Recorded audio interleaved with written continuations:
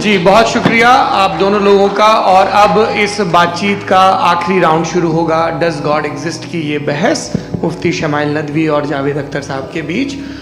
आप लोग अपने अपने हाथ ऊपर करेंगे, मैं यहाँ से तय करूँगा। और माइक हमारे पास है क्या? एक ही माइक है ऑडियंस के लिए? 2 माइक है, एक इस तरफ एक इस तरफ, ठीक है। तो जी सबसे पहले हमारी सहयोगी हैं मारिया शकील जी, पूछिए सवाल। थोड़ा सा रुकेंगे ताकि कैमरे का फ्रेम आप पर आ जाए, आपकी तो प्रैक्टिस है टीवी की। जी नदवी साहब, मैं खुदा को मानती हूँ, पहले मैं इसी प्रमाइस से शुरू कर रही हूँ और ये बता रही हूँ आपको, मैं मानती हूँ। लेकिन कुछ सवाल हैं जो जावेद साहब ने उठाया, उसका जवाब आपको देना चाहिए। पहला सवाल ये कि गज़ा में सालों से छोटे बच्चे मर रहे हैं, वो उनको अगर खुदा मर्सीफुल है, हम मानते हैं कि अल्लाह ताला में बहुत ताकत है, तो वो बच्चे क्यों मर रहे हैं? दूसरी बात ये कि अगर कंटिजेंसी की जो आप बात करते हैं, पूरे मुस्लिम ममालिक मिल करके भी उन गज़ा के बच्चों को क्यों नहीं बचा पा रहे हैं? क्योंकि अगर वो चाहते, क्योंकि अल्लाह ताला उन पर हुकूमत करते हैं, सब पर हुकूमत करते हैं, तो वो उनको क्यों नहीं बचा? जी थैंक यू वेरी मच। बहुत अच्छा किया आपने इस चीज़ को जिक्र कर दिया, मैं इसको और अच्छे से एक्सप्लेन करने की कोशिश करता हूँ। देखें, जहाँ तक आपने कहा कि गज़ा के बच्चों को मारा जा रहा है, देखें 2 वर्ल्ड व्यू है, एक एथीस्टिक वर्ल्ड व्यू, एक थीस्टिक वर्ल्ड व्यू है। बच्चे मर रहे हैं दोनों वर्ल्ड व्यू में, लेकिन हमारा वर्ल्ड व्यू कह रहा है कि रिकॉम्पेंस है, ये कह रहे हैं कि उनका मरना बेकार जाने वाला है, कोई उसका रिकॉम्पेंस नहीं है, चूंकि इनके यहाँ आखिरत और अल्लाह का कोई तसव्वुर या गॉड का कोई तसव्वुर नहीं है। आपने ये सवाल किया कि गॉड मर्सीफुल है, क्यों नहीं रोकता? ये मैंने बताया कि ये मिसकंसेप्शन है लोगों के दरमियान कि गॉड को सिर्फ मर्सीफुल और ओमनीपोटेंट समझते हैं। गॉड के सिर्फ यही 2 एट्रीब्यूट्स नहीं हैं, गॉड के कई सारे एट्रीब्यूट्स हैं, उनमें से अल हकीम भी है, उनमें से ऑल वाइज भी है, ऑल नोइंग भी है। लिहाजा अगर इस दुनिया में किसी को तकलीफ आ रही है और गॉड उसको नहीं रोक रहा है, वो इसलिए नहीं रोक रहा है चूंकि इंसानों को फ्री विल दिया गया है। ठीक इसी तरीके से अगर एक डॉक्टर किसी छोटे बच्चे को इंजेक्शन लगा रहा है, उसे तकलीफ पहुंच रही है, उसके लिमिटेड पर्सपेक्टिव के एतबार से ये गलत हो रहा है और डॉक्टर बुरा है। लेकिन जब आप ब्रॉडर पिक्चर को देखेंगी, आपके और हमारे पास सिर्फ एक पिक्सल है, हमें इतना नजर आ रहा है कि गज़ा में कत्ल हो रहा है, लेकिन इसके पीछे कितना रिकॉम्पेंस उनको मिलने वाला है, पूरा पिक्चर गॉड के पास है। तो एक पिक्सल से आप पूरे पिक्चर को कभी भी जज नहीं कर सकती। आप इसमें कुछ जोड़ना चाहेंगे? आपको कुछ बोलना है इसमें? भैया आपने बहुत अच्छा जस्टिफिकेशन दिया। या आप वो जो वहाँ के प्राइम मिनिस्टर इजराइल के उन्हें भेजिए, वो बहुत खुश होंगे। आप जस्टिफिकेशन दे देना कि अगर गॉड नहीं है तो बच्चे क्यों मर रहे हैं, आप बताएं। वो ये सवाल पूछ रहे हैं कि अगर आप ईश्वर का अस्तित्व नहीं मानते हैं तो उन बच्चों की मौत को आप कैसे इंटरप्रेट करते हैं? भाई ये दुनिया जो है, जो ताकतवर लोग होते हैं वो एक नाइंसाफी करते हैं। तो ये अच्छा काम है, आपके नजदीक तो नेचर नाइंसाफी पे मबनी है। अरे मेरे भाई, आप नेचर की कहाँ बात कर रहे हैं, तो इंसान की बात जी, कर। तो फिर जब मैं इंसान की बात कर रहा था, आप नेचर की बात करने लग गए। क्रॉस एग्जामिनेशन नहीं। हाँ, अब आप मुझे बोलने नहीं देंगे तो अलग बात है, आप बोलिए, मुझे कोई जल्दी नहीं। जी नहीं, ये क्रॉस एग्जामिनेशन है। मुझे बोल तो लेने दीजिए। जी बोलिए। ठीक है। बात ये है कि ह्यूमन सोसाइटी तभी साथ में रह सकती है जब वो मोहब्बत से, एकता से, एक दूसरे के एहतराम करके रहे। इसके अलावा पॉसिबल नहीं, अकेले तो इंसान रह नहीं सकता। वहाँ पर कुछ लोग हैं जो फाउल करते हैं, वो फाउल हमेशा से तारीख में होता है। आज ये हो रहा है, जो हो रहा है बहुत बुरा हो रहा है, बहुत जालिमाना है, बहुत जाबराना है। उसको आप कहें कि ये बच्चों को कॉम्पनसेशन मिल जाएगा या इसकी इंजेक्शन है, इंजेक्शन तो हेल्थ के लिए दिया जाता है। आप ये कह रहे हैं कि ये बच्चों की जो धज्जियां उड़ रही हैं ये इंजेक्शन है, ये टेस्ट है और उस टेस्ट में उनको ऐसा रिकॉम्पेंस मिलेगा जो आपके तसव्वुर के बाहर है। ये आप 3 बरस के बच्चे को बारूद से उड़ा के टेस्ट ले रहे हैं। वाह, वो नहीं ले रहा है, खुदा नहीं उड़ा रहा है, इजराइल उड़ा रहा है। जी, ये तो उसको अगला सवाल लेते हैं प्रोफेसर पुरुषोत्तम अग्रवाल। मुफ्ती साहब, एक निवेदन आपसे है कि कम से कम थोड़ा सा माइक क्लोज, एक रिलीजियस और फिलॉसफिकल कर मैं प्लीज। एक रिलीजियस और फिलॉसफिकल ट्रेडिशन है जो ब्रह्मांड को यानी यूनिवर्स को ही अंतिम मानती है। सर्वम खलु इदम ब्रह्मम, this is Chandogya Upanishad, and it completely rules out the existence और नेसेसिटी, आपके शब्दों में, necessity of a creator, the creation itself is the creator. तो एक मिनट प्लीज। दूसरा जो सवाल आपने अभी, जो आप बार बार कह रहे हैं कि भगवान विद्वान भी है, वाइज, सब जानने वाला, तो अगर विजडम में दुनिया भर के पापों और अत्याचारों को बर्दाश्त करना शामिल है, तो फिर इसका मतलब ये हुआ कि अगर मैं फ्री विल से उसको अपोज करता हूं तो ईश्वर की विजडम और मेरी फ्री विल में कॉन्ट्राडिक्शन है। Because when I am opposing whatever is happening in Gaza, then I am opposing the God's will और गॉड्स विजडम। जवाब लेते हैं क्योंकि तो गॉड की विजडम में, एक मिनट सर प्लीज सर, ये एक जुमला, गॉड की विजडम है कि गाजा में जो कुछ हो रहा है वो हो रहा है, मैं उसको अपोज कर रहा हूं, तो मैं गॉड की विजडम के खिलाफ जा रहा हूं। एक सवाल। दूसरा ये, नहीं आपने दो ऑलरेडी, सर आप और सवाल कर लें, लेकिन मुझे दो जवाब दे सर, पहले आपने ये कहा, सुनिए मेरी बात सुनिए। भाई इजराइल के गॉड के मुताबिक तुम्हारा ठीक हो रहा है ना? नहीं हो रहा है, ठीक नहीं हो रहा है, मैं बता रहा हूँ क्या हो रहा है। आप तशरीफ रखिए, मैं बता रहा हूँ क्या हो रहा है। Let me complete please. एक सेकंड गाइस, एक सेकंड। ये देखिए, ऐसा है कि ये सब बड़ा आपस में विचार विमर्श के बाद ये तय हुआ था कि कुछ नियम बना लिए जाएं ताकि एक टाइम बाउंड बातचीत चले। और भाई साहब, आप बड़ा जरूरी काम कर रहे हैं, लेकिन कैमरे के फ्रेम में आके उस काम को गड़बड़ कर दे रहे हैं। ठीक है गुरु, अब मेरे को कहीं का गुस्सा कहीं निकालना था, सॉरी। नहीं, कोई गुस्सा नहीं है जी। तो प्रोफेसर ने सवाल पूछे, आप उनके जवाब, और थोड़ा ये सब लोग थोड़ा ख्याल रखें भाई, सवाल संक्षिप्त रखें जी। आपने दो सवाल किया। सबसे पहला ये कहा कि हमारे पास ये कॉन्सेप्ट है कि ये यूनिवर्स खुद नेसेसरी बीइंग है, creation itself is the creator. How irrational is this कि मैं एग्जिस्ट करूंगा बाद में, लेकिन अभी एग्जिस्ट कर भी रहा हूं, यानी एक ही टाइम में एग्जिस्ट भी कर रहे हैं, नहीं भी कर रहे हैं। This is not true. दूसरी चीज आपने कहा कि अगर इजराइल में, सॉरी माफ कीजिएगा, Israel doesn't exist, occupied Palestine में अगर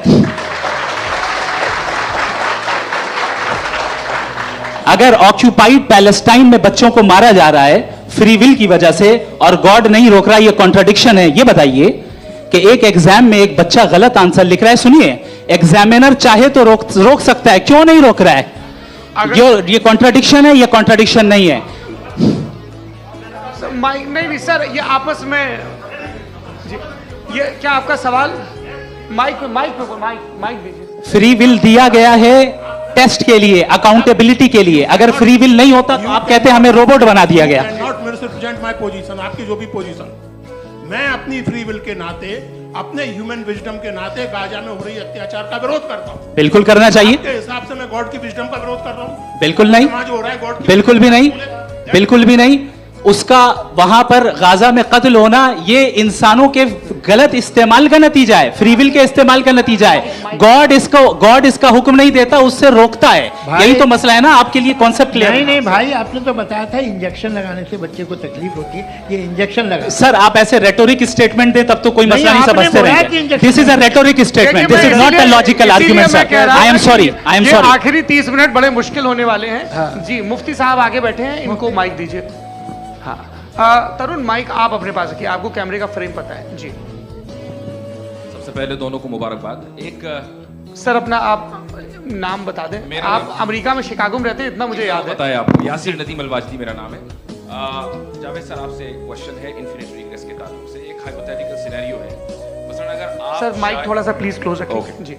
अगर आप शायर इसलिए हैं कि आपके कोई उस्ताद शायर थे, और वो इसलिए शायर थे कि उनके कोई उस्ताद शायर थे, और इसी तरीके से हम माजी में पीछे चलते चलते चले जाएं और कहीं ना रुके, तो माफ कीजिएगा आप कभी शायर नहीं हो सकते। लेकिन आप शायर हैं, आपका शायर एग्जिस्ट करता है, इसका मतलब ये है कि आप कहीं ना कहीं रुके हैं। तो मेरा सवाल ये है कि क्या आप इन्फिनिट रिग्रेस ऑफ कॉजेस को लॉजिकल फैलेसी मानते हैं या नहीं मानते हैं? हाँ या ना? मैं इन्हें लॉजिकल फैलेसी नहीं मानता हूँ, लेकिन मेरा प्रॉब्लम यह है कि जब मैं नहीं मानता हूँ तो I will continue with this logic, जो फैलेसी नहीं हो। आप एक जगह रुक जाते हैं जाके, आप कहते हैं ये गेंद कैसे बनी, ये जजीरा कैसे बना, ये समंदर कैसे बना, ये ज़मीन कैसे बनी, और अचानक गॉड पे जाके आपको ब्रेक लग जाता है। एक बार आप सवाल नहीं करते कि भाई इनको बनाने वाला तो इनसे भी कॉम्प्लिकेटेड हो, वो कैसे बना, उसके बारे में आपने इत्मीनान कर लिया वो हमेशा से। तो अगर आप उसे हमेशा से मानते हैं तो फिर ये मान लीजिए कि कायनात हमेशा से, क्या तकलीफ जी है? अच्छा सर सर सर क्यों नहीं हो मैं सकता? बताऊं प्लीज प्लीज। जैसे मैंने मिसाल दी आपके शेर, आपका शेर कभी वजूद में ना आता अगर शायर इसी तरह चलते रहे हमेशा। जी माइक माइक मेरे ख्याल से एक सेकंड, इन्फिनिट रिग्रेस का कॉन्सेप्ट क्लियर नहीं हो जी, पाया, हाँ। ऐसे रहने दें, लेट्स मूव ऑन अच्छा, सर। ठीक है हाँ थोड़ा सा मॉडरेटर का भी ख्याल रखें। नहीं नहीं आपने तो रखा है, आपने रखा है। यहाँ पे गौहर रजा साहब हैं, वो भी एक सवाल पूछना चाहते हैं। माइक या नीचे से ऑन कर दिए नीचे। पहले तो ये कह दूं कि मैं उन बच्चों से शर्मिंदा हूं जिनको गजा में कत्ल किया गया,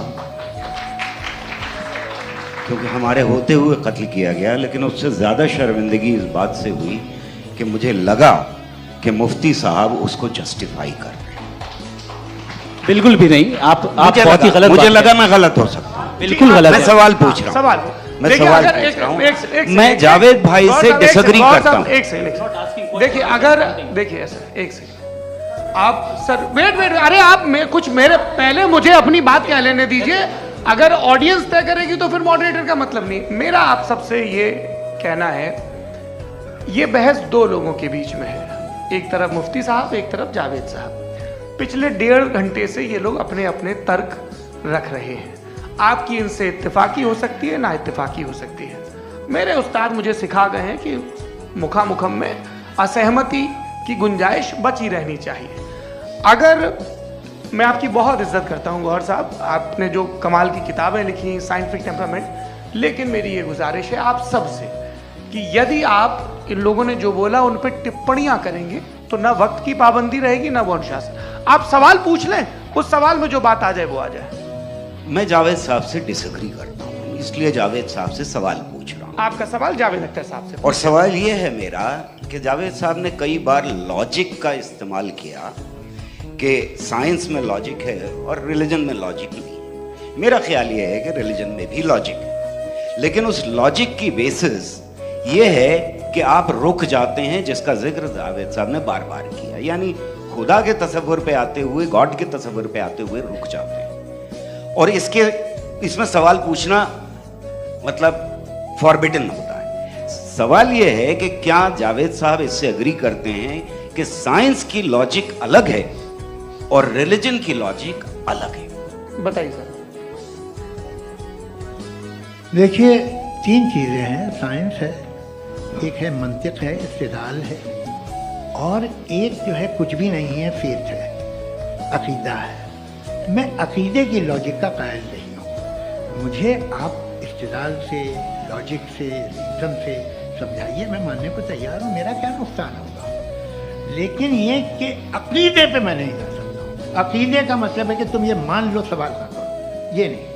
आप सारी बातें करके, बड़ी साइंटिफिक बातें करके एक जगह जाके खुदा के हुदूद पे रुक जाते हैं, सरेंडर कर देते हैं। मैं सरेंडर करने को तैयार नहीं। That's all। जी ये आगे सर बैठे हुए हैं, इनको माइक दीजिए। भाई वो आप पूछना चाह रहे थे ना भाई? हाँ नहीं मैं ये जी आपका नाम? आसिम इफ्तिखार। आसिम जी पूछिए। सर जावेद सर से सवाल है कि आपने माइक थोड़ा करीब रखिए। अपने क्लोजिंग स्टेटमेंट में ये बात कही थी कि मज़हब का जो फ्यूचर है वो ज़्यादा दिन नहीं जाने वाला है, लेकिन मैं देख पा रहा हूँ कि जो ऑक्सफोर्ड यूनिवर्सिटी की एक स्टडी है 2011 में हुई है, जिसके 50 एकेडमिशियंस ने इसको अंजाम दिया था, उसमें वो ये कहते हैं कि जो फेथ इन गॉड है वो इनबिल्ट है ह्यूमन नेचर के अंदर, जिसको हम कहते हैं फितरत के अंदर शामिल है वो। और वो ये कहते हैं कि अगर कोई ये समझता है कि मज़हब को वो ख़त्म कर देगा तो ये उसकी गलत फहमी है। तो आप इसके बारे में, इस स्टडीज़ के बारे में क्या कहते हैं? ठीक है, मैं उनसे एग्री नहीं करता हूँ। वो कौन से प्रोफेसर होंगे, ऐसा उनके क्या पास डेटा है, इन्होंने डेटा के बेस होगा। डेटा क्या हो सकता है?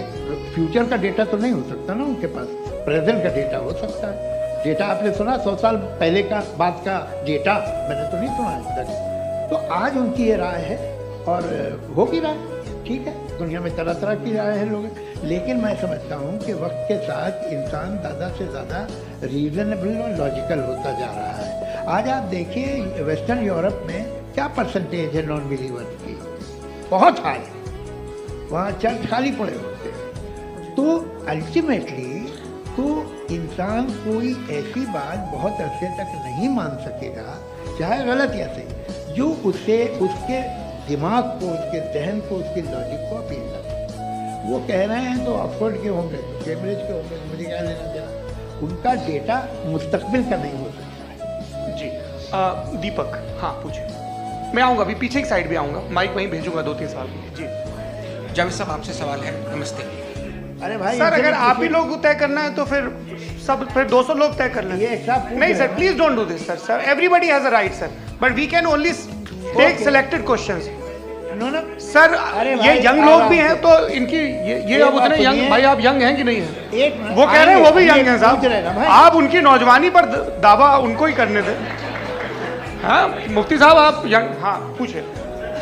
अरे भैया सर, मेरा सवाल ये है, कुछ इनसे भी तो पूछो जी। नहीं, बस आपसे एक सवाल है। जैसे थीस्टों के पास अपने जो ईश्वर को मानते हैं उनके पास अपने सोशल गेट टुगेदर्स हैं, 5 रोज़ा क्रिसमस आने वाला है, होली है, दिवाली है, ईद है। एथिस्ट क्या ऑफर कर रहे हैं? मतलब मैं इनकी दुकान से बोलूं मैं आना चाहता हूं उस तरफ, पर मैं अट्रैक्ट नहीं हो पा रहा हूं। मैं सोशल गेट टुगेदर्स क्या है आपके पास? वो ये कह रहे हैं कि जो धार्मिक लोग हैं, अलग अलग धर्म के लोग, उनके उत्सव त्योहार कांग्रेगेशन बहुत हैं। अब आपको मैं एक सुनाता हूँ, यहाँ हिस्टोरियन भी बैठे हैं। मृदुला जी आप बताइएगा सही है क्या? ये एक कॉन्स्टेंटाइन, एक ग्रीक रोमन बादशाह था जो क्रिश्चियनिटी आने के 400 साल बाद उसने डिसाइड किया कि मैं क्रिश्चियन हो जाऊंगा, मेरी पूरी स्टेट हो जाएगी। उस ज़माने में ऐसे ही होता था, राजा जो धर्म इख्तियार करता था वो जनता भी कर लेती थी। इसलिए कि वो हो गया था बैंकक्रप्ट, और उसे जो मेडिटेरियन कोस्ट के रिच क्रिश्चियन वो थे मर्चेंट, उससे पैसा चाहिए था। तो उसने कहा यार क्रिश्चियन हो जाओ। तो उसने अपने वजीर से कहा कि भाई ये हिस्ट्री है कि अब हम लोग क्रिश्चियन हो जाते हैं। पहले सर हो जाएंगे, कोई प्रॉब्लम नहीं है, लेकिन एक प्रॉब्लम ये है कि 17 दिसंबर से 25 दिसंबर तक जो पेगन फेस्टिवल होता, जो पेगन्स थे वो लोग, जो फेस्टिवल होता है वो बंद हो जाएगा, इसलिए कि हम क्रिश्चियन हो गए तो होगा नहीं।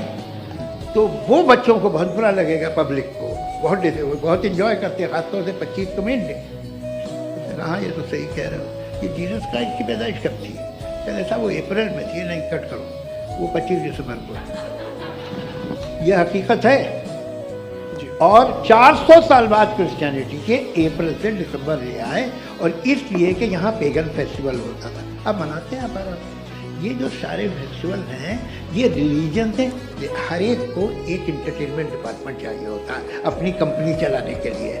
तो ये रिलीजन ने, ये सेकुलर त्योहार थे जिन्हें रिलीजन्स ने ले लिया है। ये मौसम के थे, फसलों के थे, किसानों के थे, उसको आपने लेके रिलीजियस रंग दे दिया।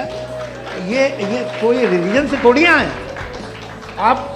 अच्छा हमें देखिए, हम तो मुल्द हैं, हम ईद मनाते हैं, हम दिवाली मनाते हैं, हम होली मनाते हैं, हम क्रिसमस मनाते हैं। बम्बई की फिल्म इंडस्ट्री की सबसे बड़ी होली हमारे घर में, सबसे बड़ी ईद हमारे घर में। वो हमारी सोशल वो है, हमारा हेरिटेज है। ऐसा थोड़ी है कि we will throw the baby along with the water. ये तो अच्छी चीज़ है, इन्हें रखो, तो बेकार है, फेंक दो। जी हाँ। हेलो जी, मेरा सवाल नादवी जी से है। जैसा कि आपने बोला कि गॉड टाइम के भी परे हैं, और गॉड इतनी कॉम्प्लेक्स चीज़ है कि उसे ह्यूमन माइंड समझ नहीं सकता, और गॉड ने अर्थ पे फ्री विल भी दे दी है। तो आप अपना वक्त ज़ाया क्यों कर रहे हैं गॉड के बारे में बात करके? अपन को तो बात करनी चाहिए कि सोसाइटी को बेहतर कैसे करें। जी, मैं गॉड वही बताता है सोसाइटी को कैसे बेहतर करे। अभी मैं आपका जवाब देता हूँ। आपने कहा कि टाइम पे वो एग्जिस्ट नहीं करता, सो जैसा आपने बोला कि गॉड बहुत ही कॉम्प्लेक्स चीज है। मैंने कहा ही नहीं कि कॉम्प्लेक्स है, तो आपके अल्फाज हैं। कॉम्प्लेक्स का लफ्ज गॉड के लिए सुइटेबल नहीं है। क्यों? क्योंकि कॉम्प्लेक्स वो चीजें होती हैं जो ऑब्जेक्ट हो। God is not an object जिसको आप इंस्ट्रूमेंट के जरिए लेबोरेटरी में जाके टेस्ट करें, oh it's very complex. No, वो कोई कार का इंजन नहीं है। वो फिलोसॉफिकली नेसेसरी बीइंग ऐसी बीइंग है जो सिंपल बीइंग है। हाँ, आप उसको मुकम्मल तौर पे उसकी तमाम हिकमतों को जान ले और हर चीज को जान ले, ये पॉसिबल नहीं है, क्योंकि वो ऑल वाइज है, आप ऑल वाइज नहीं है, और वो खुदा है, वो आपको सारी चीजें बता दे, ये जरूरी नहीं। मेरा सवाल ये नहीं था, मेरा सवाल ये था कि जब गॉड इतना परे है इस दुनिया से कि उसने अर्थ पे फ्री विल भी दी है, हम सब ह्यूमंस की फ्री विल है, और जो सोसाइटी में हो रहा है वो अपन लोग डिसाइड करेंगे, तो अपन लोग डिसाइड नहीं करेंगे ना, अपन लोग डिसाइड नहीं करेंगे। गॉड जो है गॉड ने वो उसकी जात, उसकी एग्जिस्टेंस टाइम एंड स्पेस से परे है, लेकिन वो हमारा टेस्ट ले रहा है और उसी गॉड ने हमें बताया कि तुम्हें क्या करना है क्या नहीं करना है, तो जाहिर उस गॉड की बात सुनेंगे ना हम। वो पीछे एक चश्मा लगाए जो मैम खड़ी हैं उनको दीजिए। हाँ आप जी जी बिल्कुल आएंगे। देखिए मैं कोशिश कर रहा हूँ सब तरफ जाने की। हाँ उनको दीजिए माइक जी। हेलो सर, मैं ओमनी प्रेजेंट नहीं हूँ, टाइम पाबंद हूँ और जहां तक कोशिश कर सकता हूँ करूंगा जी। अपना नाम बताइए। मेरा नाम उर्सुला है, मैं दिल्ली यूनिवर्सिटी की एक स्टूडेंट हूँ और मैं स्टूडेंट फेडरेशन ऑफ इंडिया से हूँ। मेरा सवाल मुफ्ती जी से है कि इस हॉल के इस कमरे में बैठ के हम लोग रेप की मोरालिटी के बारे में फिलोसफिकली बात तो कर सकते हैं, बट असलियत ये है कि रोज़मर्रा की ज़िंदगी में औरतें रेप के थ्रू गुजरती हैं और हम लोग सिर्फ नंबर्स पे इस तरह नहीं देख सकते, क्योंकि कितनी औरतें हैं इन कंट्रीज़ में जहाँ पे आप बता रहे हैं कि केसेस कम हैं जिनका एक्सेस है कि वो जाके केस फाइल कर सकें। कितनी औरतें हैं जो जिनको काम करने की आज़ादी है उन कंट्रीज़ में। यूरोप में ये आज़ादी आ गई, यूरोप में ये रूल्स आ गए, तो हम आज उसके बारे में बात कर पा रहे हैं। जी जवाब। आपने ये कहा कि कमरे में बंद होकर हम लोग इस पर फिलोसफिकली बात कर सकते हैं, लेकिन हकीकत में क्या हो रहा है, वो ग्राउंड लेवल पे क्या हो रहा है जो बहुत गलत हो रहा है और वो सफ़र कर रही हैं। आई एग्री, बहुत गलत हो रहा है और जो गलत हो रहा है उसको हमें रोकना है। और क्यों रोकना है, वो गलत क्यों है, हमारे पास इसका ऑब्जेक्टिव फाउंडेशन है, इनके पास उसका ऑब्जेक्टिव फाउंडेशन नहीं है। मैं ये कहना चाह रहा हूं कि जहां पे भी जुल्म हो रहा है, जहां पे भी औरत पे जुल्म हो रहा है या उसकी इज्जत लूटी जा रही है या उसे तकलीफ पहुंचाई जा रही है, और सिर्फ औरत नहीं किसी इंसान के ऊपर भी जुल्म हो रहा है, तो उसके खिलाफ खड़ा होना, ये मोरालिटी हमारे पास गॉड के पास से आई है। वरना जावेद साहब तो कह रहे हैं कि जो है मेजॉरिटी डिसाइड करेगी, तो मेजॉरिटी तो कभी भी बदल सकती है। क्या आप नातू?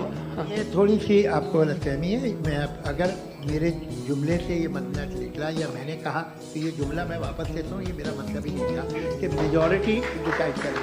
मेजॉरिटी डिसाइड करे तो दुनिया में बड़ी, वैसे आपने कहा था ये जुमला, अच्छा हो मैं मान रहा हूँ, बाद में रिकैप कर लेंगे। अरे एक सेकंड मैं अपनी एक्सप्लेनेशन दे रहा हूँ। मुनासिब बात ये है कि हम सब के सब दिल में जानते हैं कि क्या अच्छा है क्या बुरा है, हमें पता है अच्छी तरह से। जो लोग बुरे काम करते हैं उन्हें भी मालूम अच्छा क्या।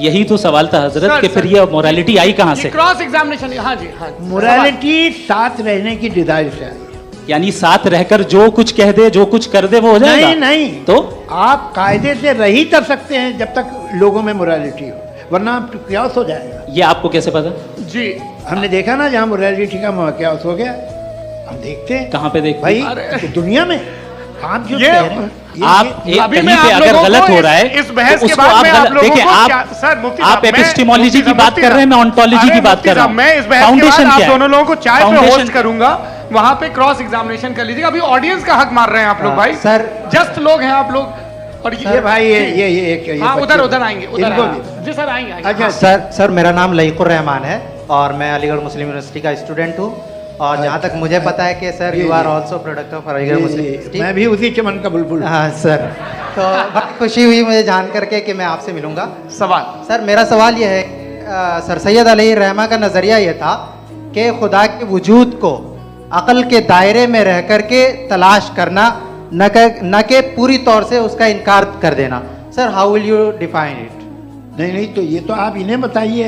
ये सवाल आपसे खुदा का वजूद साबित कर रहे हैं तो सर आपने इनकार कर रखा है, इस वजह से मेरा क्वेश्चन। उन्होंने यही सर से एक सेकंड, सर सैयद ने यही कहा ना कि अक्ल से आप खुदा के वजूद को साबित नहीं कर सकते, यही कहा ना भाई। वो उन्होंने कहा कर सकते हैं और वो कर दिया गया आज। वो फोन तलाश करना या साबित करना अक्ल से अक्ल से नहीं हो सकता। अरे सवाल तो सुन लीजिए जी। अक्ल से नहीं हो सकता है, यही कहा ना आपने। अक्ल से हो सकता है, अरे वो यही कह रहे हैं भाई, आप बता रहे हो सकता है, वो तो कुछ और। आप अगर सर देखो नौजवान फोन ले लो, वो इतनी कमाल की यूनिवर्सिटी है। अरे भाई दे दो जरा, एक मिनट दे दो भाई, मेरी बात सुनो, माइक पे बोलो ताकि जो लाखों लोग देख रहे हैं। माइक दे दो ना। अरे देंगे ना माइक, तुम ठहरो तो। हाँ सर मेरा सवाल ये था कि सर सैयद अलैहिर्रहमा का एक नज़रिया था अपना कि खुदा का जो वजूद है उसको अकल के दायरे में रह करके तलाश करना है, न कि पूरे तौर से इनकार कर देना है। ये उनका कॉन्सेप्ट था। लेकिन मेरा सवाल ये है कि आप इसको कैसे डिफाइन करते हैं, एक्सप्लेन कैसे करेंगे, मैं आपसे जानना चाहता हूँ, क्योंकि you are the product of Aligarh Muslim University. मुझे अकल के दायरे में रख के मैंने बहुत तलाश की, मुझे मिला नहीं। हाँ, ये इधर वो चश्मा लगाए जो, हाँ उनको दे दीजिए। जी जी फटाफट पूछिए, बस 5 मिनट है, 5 मिनट में खत्म हो रहा है। हाँ अस्सलाम वालेकुम मुफ्ती साहब, एंड मेरा सवाल जावेद अख्तर साहब से। क्या नाम है आपका? अरे भैया सब मुझे पूछ रहे हो। फैज पूछिए फैज साहब। तो मेरा सवाल ये है कि अभी जो एथियस्ट है वो problem of evil argument use कर रहे हैं अगेंस्ट मुस्लिम्स, राइट? कि इस दुनिया में इतना सारा इविल है और अगेंस्ट मुस्लिम तो यहाँ अगेंस्ट थियस्ट। हाँ थोड़ा सा करेक्ट कर लीजिए भाई, पूरी मशक्कत ही इसी बात की थी कि किसी एक मजहब पे बात न टिके। जी, तो बेसिकली ये आर्गुमेंट ऐसा है कि इस दुनिया में इतना ज़्यादा ईवल एग्जिस्ट करता है और अगर एक ऑल गुड गॉड है तो वो रोकता क्यों नहीं है? लेकिन इस सवाल में एक हिडन अजम्पशन ये है कि इस दुनिया में ईवल एग्जिस्ट करता है। अब एथियस्ट ये कैसे ऑन्टोलॉजिकली प्रूव कर सकते हैं कि इस दुनिया में ईवल एग्जिस्ट करता है? मैं आपको बताता हूँ, थोड़ा सा समझा। नहीं सर, हम लोग इनको सुनिए। नहीं please don't do that. I want to explain ontologically. नहीं हम समझ गए सर, इनको अब जवाब देने दीजिए। अच्छा सवाल पूछ लो। मैं अभी तक क्या था वो मैं थोड़ा सा ऐड ऑन कर लेता हूँ। तुम गुरु, तो हम जब इसका राउंड 13 करेंगे ना तब तुमको स्टेज पे बिठाएंगे। जी तो हाँ जल्दी से। तो देखिए एथियज्म के हिसाब से सब कुछ रैंडमली बन गया है, सब कुछ एटम्स और मॉलिक्यूल्स है। एक पत्थर में और मुझ में सिर्फ इतना फर्क है कि हम लोग एटम्स और मॉलिक्यूल्स का अलग अलग रीअरेंजमेंट है। अब एक पत्थर को कोई इंसान तलवार से 2 टुकड़ों में काटते या मुझे, according to atheism it is same, there is no evil and good according to atheism. जी अच्छा, फैज साहब का सवाल ये है कि हाँ कोशिश भी करते तो इससे गलत सवाल नहीं कर पाते। एक लाइफ फॉर्म है और लाइफ फॉर्म में फीलिंग्स है, मतलब लाइफ फॉर्म सुनता है, देखता है, टेस्ट कर सकता है, फील कर सकता है। तो उसकी जो ये जो क्वालिटी इस बबल में आ गई है, वो जानवर में भी है, इंसान में भी है। तो जाहिर है कि उसे कोई तकलीफ पहुंचेगी, तो चूंकि उसके पास वो सेंसिटिविटी है तो मैं करेगा। पत्थर में वो सेंसिटिविटी नहीं है। तो ये क्या सवाल हुआ कि अगर पत्थर को काटा तो पत्थर को तकलीफ नहीं होती, तो आपको काटे तो आपको क्यों तकलीफ हो? बैठ जाइए। जी हाँ, अगला सवाल। हाँ पूछे जी जावेद अख्तर साहब। अरे भैया सब आप लोग मुफ्ती साहब को छोड़ रहे हैं, तो मेरे ही पीछे पड़े हैं क्या? फिर चलो बोलो भाई। You asked how God can exist when children die in Gaza. हाँ? You asked how God can exist when children die in Gaza, and you also mentioned the rise of atheism in Europe. But the same events also are leading many atheists and non-believers to turn towards faith. How do you interpret this contradiction, where suffering pushes some away from God, yet brings others closer to belief? देखिए, आपको एक बात बताऊं, दुनिया perfect तो कहीं भी नहीं है, हर जगह कुछ खामियां हैं। बेटा एक मिनट, मैं आप ही को कहेंगे, देखो वो तो कुछ खामियां, कमज़ोरियां, खराबियां सब जगह है। लेकिन अगर देखोगे ईमानदारी से कि दुनिया सबसे ज़्यादा महज़ब कहाँ है, एक आम शहरी को कहाँ हुकूक हासिल हैं, वो बोल सकता है, अपनी मर्ज़ी से काम कर सकता है, अपनी मर्ज़ी से राय दे सकता है, हुकूमत के ख़िलाफ़ बोल सकता है, बरसरे इक़्तिदार लोगों के बारे में बोल सकता है, सरमायादारों के ख़िलाफ़ बोल सकता है। तो आपको ये स्कैंडिनेवियन कंट्रीज़ में मिलेगा, वेस्टर्न यूरोप में मिलेगा। मैं नहीं कह रहा वो परफेक्ट है, बिल्कुल नहीं, वहाँ बहुत ख़राबियाँ भी हैं, परफेक्ट तो कोई। लेकिन जिन जिन मुल्कों में, लैटिन अमेरिका देखो, गल्फ देखो, वहाँ पर आपको ये ज़रूर है कि रेप नहीं होते होंगे। रेप की ज़रूरत क्या है भाई? उसको तो ख़रीद लो, घर में रखो, सड़क पर रेप करने की क्या ज़रूरत है? मगर सुनिए, मगर हकीकत ये है कि वहाँ शख्सी आज़ादी राय देने की, बोलने की नहीं। जी ये एक आखिरी सवाल मुफ्ती साहब से। हाँ मैम, इनको माइक दीजिए। शुक्रिया। मेरा नाम मनीषा है, मैं हरियाणा से आई हूँ। मैं मुफ्ती साहब से एक बात पूछना चाहती हूँ। आप बार बार जावेद साहब को कॉन्ट्राडिक्ट तो कर रहे हैं कि आपने ये कहा, लेकिन आप भी अजम्पशंस के बेसिस पे बात कर रहे हैं। आपने खुदा के होने का कौन सा प्रूफ पेश किया है, खुदा की एग्जिस्टेंस का? अब इस सवाल को अलग रहने दीजिए, कौन एथीस्ट है कौन नहीं है। और दूसरी बात जो आपने एक छोटी सी कही थी कि ये फ्री विल का इस्तेमाल करता है इंसान अपनी, लेकिन इस फ्री विल का इस्तेमाल में मतलब खुदा ने ये दे दी सबको ये इजाजत कि वो कितना घिनौनापन और कितनी ज्यादा खराब से खराब तरीके इस्तेमाल कर सकते हैं। जवाब सुनते जी। आप फ्री विल को मानती है ना, या अब कहती है कि फ्री विल नहीं है ना, मानती है ना? तो अब आपके पास इसका कोई एक्सप्लेनेशन नहीं है कि अगर एक इंसान उस फ्री विल का इस्तेमाल करके गलत काम कर रहा है और बच के अच्छी जिंदगी गुजार के निकल जा रहा है, उसका कोई रिकम्पेंस नहीं है। हमारे वर्ल्ड व्यू में जो इंसान गलत काम कर रहा है उसको भी रिकम्पेंस यानी उसका बुरा बदला मिलना है, और जो सही काम कर रहा है उसको सही बदला मिलना है। लिहाजा जो फ्री विल है वो इस तरीके से है कि एक लिमिटेड टाइम तक खुदा ने मोहलत दी है। ऐसा नहीं कि छूट दे दी, जो करना है करते रहो हमेशा। वक्त आएगा जब एग्जाम का टाइम खत्म होगा तब रिजल्ट आएगा। दौराने एग्जाम जबरदस्ती आपको नहीं बताया जाएगा। अरे भाई एक जी, एक सवाल मुफ्ती साहब से मेरा, मुफ्ती साहब से जी, रुक जाइए, आपसे फोन, आप इसके बाद आपसे यही रहेंगे वो। हाँ बोलिए। मैं मुफ्ती साहब एक ही सवाल करता हूँ कि अगर जो हो रहा है फ्री विल से हो रहा है और एक दिन बरोज़ क़यामत इंसाफ होगा मैशर में वगैरह वगैरह, तो दुआ क्यों मांगते हैं लोग? दुआ मांगते हैं इसके मतलब है अभी भी उसने ये डिपार्टमेंट रखा है कि मैं रोजमर्रा की जिंदगी में बिल्कुल बिल्कुल ही कैन। तो तुम कैन हो, तुम मुझे नौकरी दिला देते हो, मेरे बेटे को ग्रीन कार्ड दिला देते हो, और 45,000 बच्चे मरते हो उन्हें रोकते नहीं हो।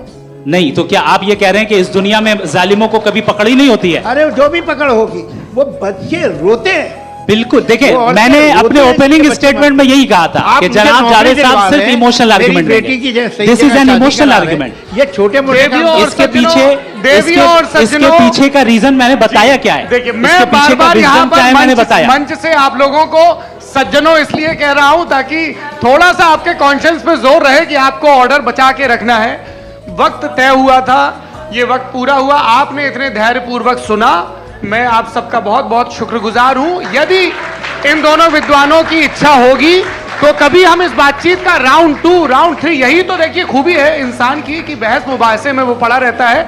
आप लोगों ने बड़े धैर्य का परिचय दिया, बहुत बहुत शुक्रिया। इसी के साथ ये बातचीत आप लोगों को मैं एक बात बता दूं, ये सारी बहस हो गई, अब मुफ्ती साहब और बड़े मुफ्ती साहब इन साथ के साथ मैं खाना खाने वाला हूँ।